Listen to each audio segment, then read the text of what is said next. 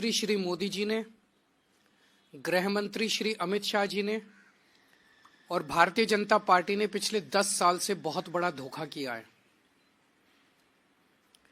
दिल्ली सरकार की एक ओबीसी लिस्ट है। इस ओबीसी लिस्ट में, दिल्ली सरकार की ओबीसी लिस्ट में जाट समाज का नाम आता है। केंद्र सरकार की एक ओबीसी लिस्ट है। केंद्र सरकार की ओबीसी लिस्ट में दिल्ली का जाट समाज नहीं आता। तो दिल्ली यूनिवर्सिटी में जब बच्चे एडमिशन लेने जाते हैं तो उसमें दिल्ली के जाट समाज को रिजर्वेशन नहीं मिलता। दिल्ली यूनिवर्सिटी के कॉलेज में जाते हैं तो दिल्ली के जाट समाज को रिजर्वेशन मिलता है। केंद्र सरकार के किसी भी कॉलेज में या यूनिवर्सिटी में जाते हैं या केंद्र सरकार की किसी भी संस्था जैसे दिल्ली पुलिस हो गई, डीडी हो गई, उसमें नौकरी लेने जाते हैं तो दिल्ली के जाट समाज को उसमें रिजर्वेशन नहीं मिलता। बड़ी इंटरेस्टिंग बात यह है कि राजस्थान का जो जाट समाज है उनका नाम केंद्र की ओबीसी लिस्ट में है। तो दिल्ली यूनिवर्सिटी में जब एडमिशन लेने जाते हैं तो राजस्थान के जाट समाज को रिजर्वेशन मिलता है दिल्ली के कॉलेज में। दिल्ली के जाट समाज को दिल्ली के कॉलेज में रिजर्वेशन नहीं मिलता। ये तो हमारे पूरे दिल्ली के जाट समाज के भाइयों के साथ, बहनों के साथ बहुत बड़ा अन्याय है। और ये अन्याय ये जले पे नमक छिड़कने जैसा है कि 4 बार पिछले 10 साल में प्रधानमंत्री जी ने अपने घर बुला के और अमित शाह जी ने जाट समाज के नेताओं को आश्वासन दिया, भरोसा दिया, वचन दिया, गारंटी दी कि दिल्ली के जाट समाज को केंद्र की ओबीसी लिस्ट के अंदर डाला जाएगा।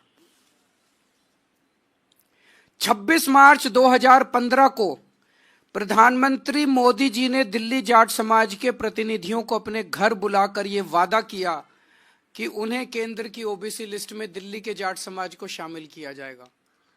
26 मार्च 2015 को नहीं किया। उसके बावजूद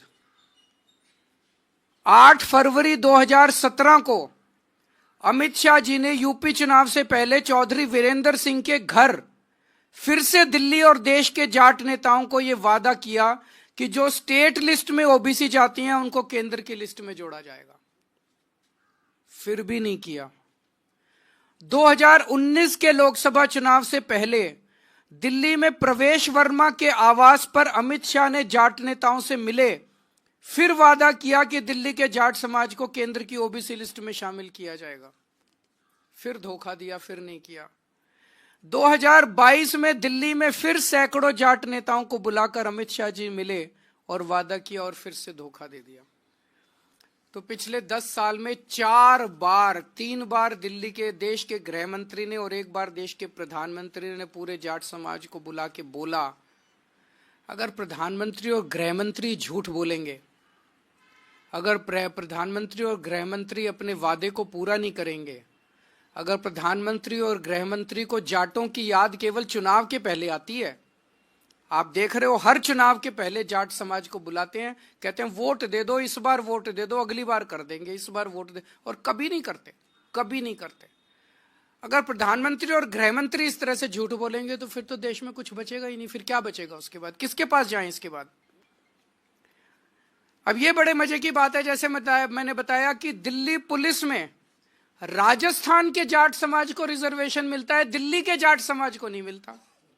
एनडीएमसी में, डीडीए में, सफदरजंग अस्पताल में, ऑल इंडिया मेडिकल में राजस्थान के जाट समाज को रिजर्वेशन मिलता है, दिल्ली के जाट समाज को नहीं मिलता।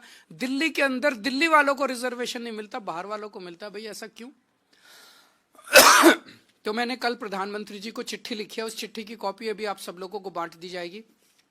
मैंने प्रधानमंत्री जी को उनके वादे, उनके और अमित शाह जी के वादे याद दिलाए हैं कि आप ये वादा पूरा कीजिए, और जाट समाज के साथ धोखा किया गया है।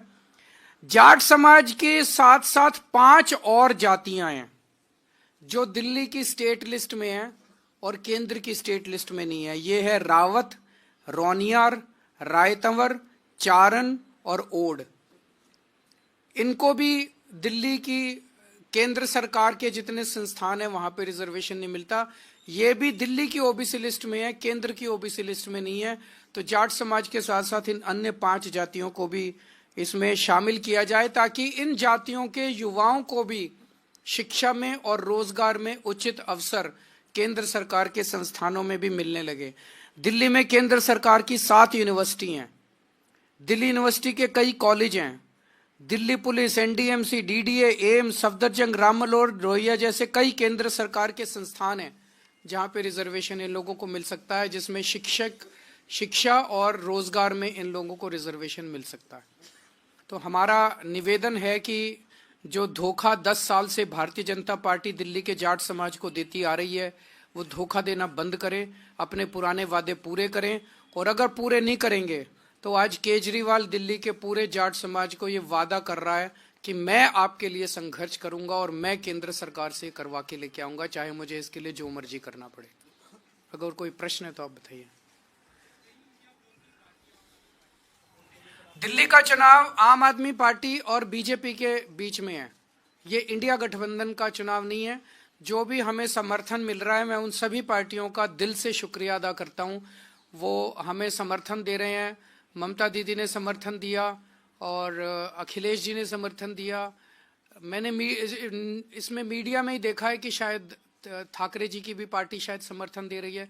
मैं सब लोगों का शुक्रिया अदा करता हूं जो जो हमें आशीर्वाद दे रहे हैं, जो जो हमें समर्थन दे रहे हैं। कर लें, वो बस केस ही करने के लिए, वो बीजेपी उनको कहती है, वो तो बीजेपी का मोहरा है। बीजेपी कहती है चेस के अंदर 1 कदम चल तो वो 1 कदम चलता है, वो कहते हैं 2 कदम चल तो वो 2 कदम चलता है, वो कहते हैं राइट मुड़ जाओ तो वो राइट मुड़ जाता है, वो कहते हैं लेफ्ट मुड़ जाता है, वो कहते हैं केस करके आ तो वो केस करता है, वो कहते हैं इन आदमियों को खरीद ले तो वो आदमी हो तो वो तो।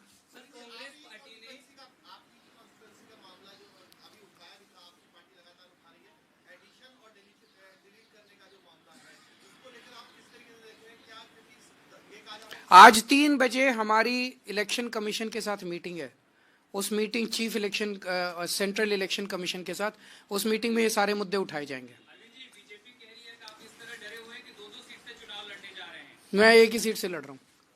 Thank you.